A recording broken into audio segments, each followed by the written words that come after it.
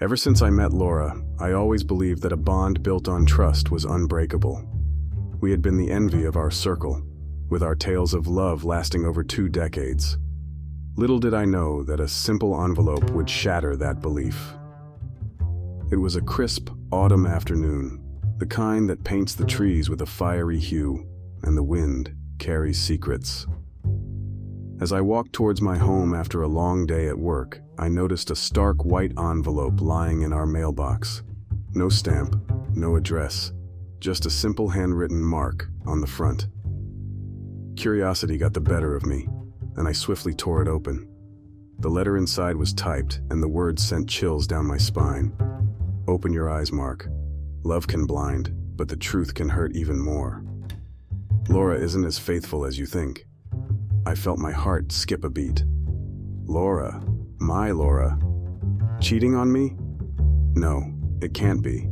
We had spent more than 20 years together, sharing not just a home, but dreams, hopes, secrets, and every imaginable emotion. This had to be a sick joke, but who would do such a thing? And why? I looked around, half expecting to see a pair of sneering eyes watching me from the shadows, enjoying the aftermath of their cruel prank. But the street was quiet, with just the rustling leaves and my racing heartbeat breaking the silence. I hid the letter in my briefcase, deciding not to share it with Laura just yet. Instead, I resolved to keep an eye on her, to watch for signs that could confirm or refute this terrible accusation. I believed in her, in us. Yet, there was this gnawing feeling at the pit of my stomach, like a worm eating away at the apple of our love. Over the next few days, everything seemed normal.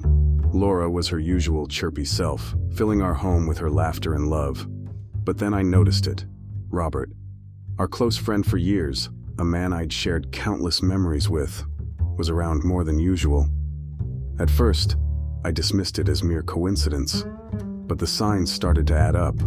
The stolen glances they exchanged when they thought I wasn't looking, the hushed conversations that ceased when I entered a room, the secret smiles that hinted at shared secrets.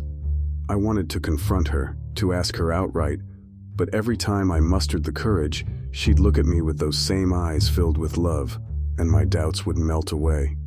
But the envelope's message remained, lurking in the shadows, reminding me that sometimes, what seems too good to be true usually is. Days turned into weeks, and the gnawing suspicion inside me continued to grow.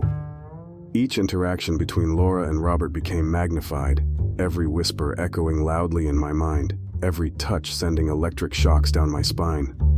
The world around me started to shift, with doubt clouding every beautiful memory we'd built. I had always been a man of action, so I decided to dive deeper. I began keeping track of Laura's movements, something I never imagined I'd ever do. I made notes of the times she'd take calls outside, her sudden late-night outings, and those weekend get-togethers with girlfriends that I'd never heard of. My journal started filling up with these observations, but it wasn't just notes, it was a testament to a crumbling foundation.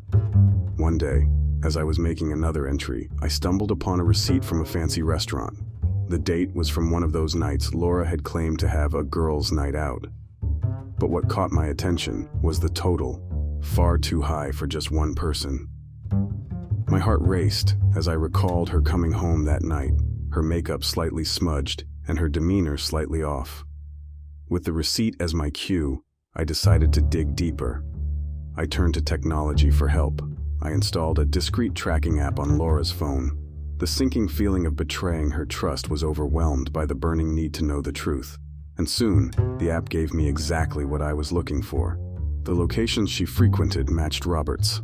They were together at parks, cafes, and even, on one occasion, a secluded lakeside cabin. One evening, after another late night at work, I confronted Laura. Her face turned ashen as I listed my observations, my voice trembling, barely concealing the heartbreak. But to my surprise, she laughed. A forced, nervous laugh. She accused me of being paranoid, questioning my trust in our love and reminding me of our years together. "Mark," she said, looking straight into my eyes, "you're seeing shadows where there are none." Her gaslighting began to make me question everything. Maybe I was being paranoid. Maybe all this was just a figment of my overactive imagination. But then, a ray of hope, or perhaps despair, came from the most unexpected source. Robert's wife, Emily. She called me one morning, her voice trembling. She too had found signs, hints, and whispers of betrayal. She too had been dismissed, laughed at, and accused of being delusional. We were two souls, broken by the same deceit, seeking answers in a world that seemed to be shifting under our feet. Together, we decided to find undeniable proof and confront the liars that had torn our worlds apart. The hunt was on, and the stakes had never been higher. It was on one of those cool, foggy mornings that I found solace in our town's park. The mist clung to the trees, and the world felt muffled, like a scene straight out of a dream. As I walked down the familiar paths, each step seemed to echo with memories of happier times, back when doubt and heartbreak were foreign concepts.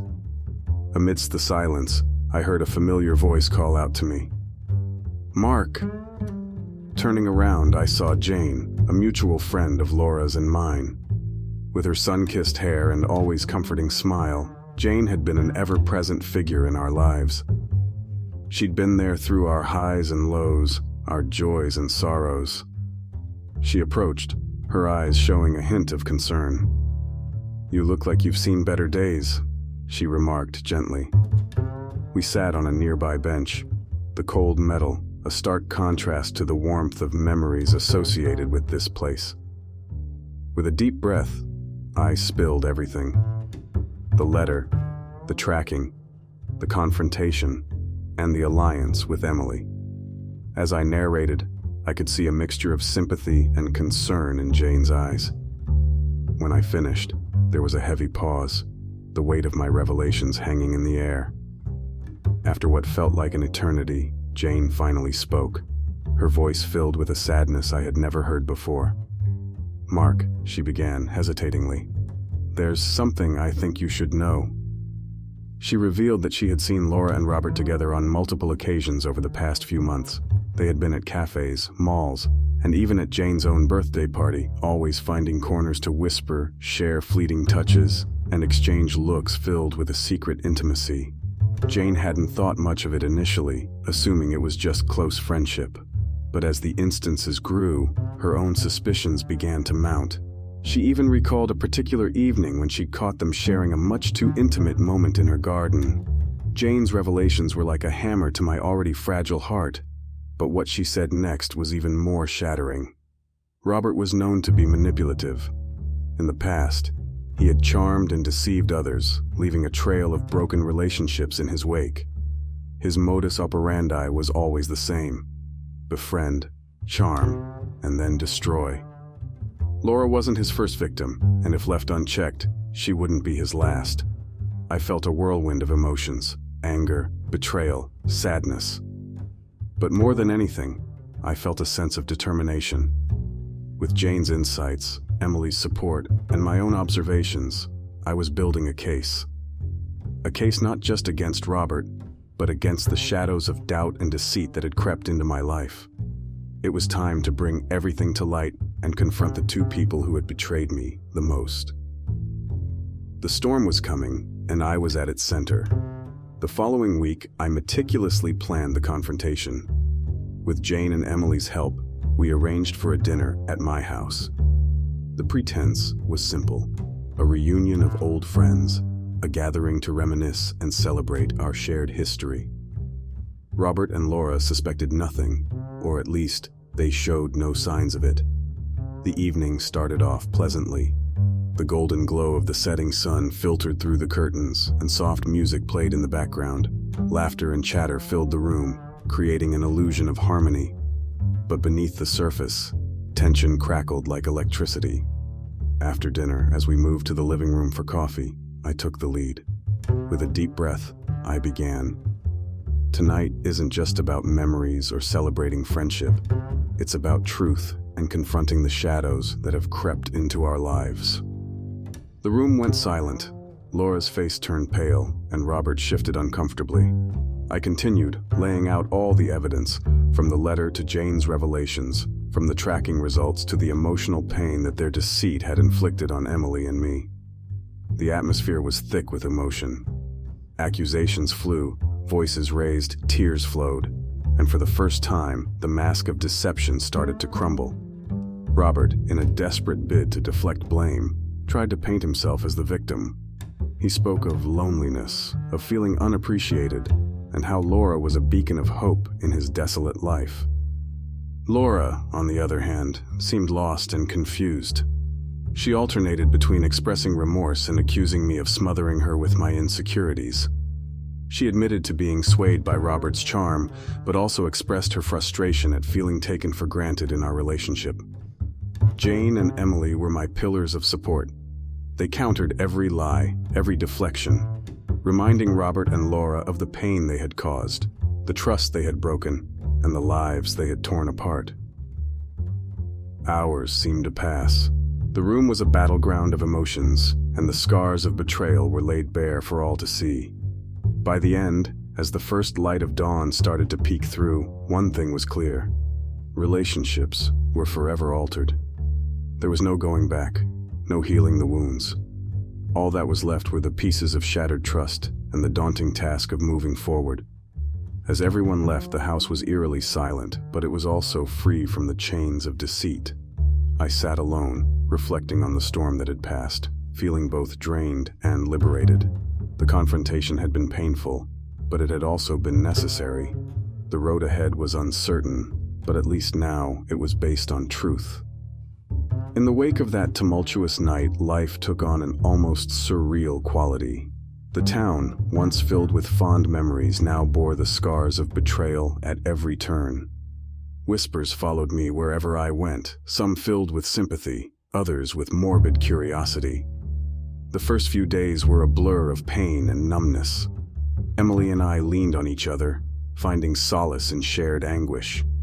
Our meetings became frequent, and a unique bond began to form between us. It wasn't romantic, but rather an understanding, a mutual support system built on the ruins of deceit. Laura, overwhelmed by guilt, retreated from social life.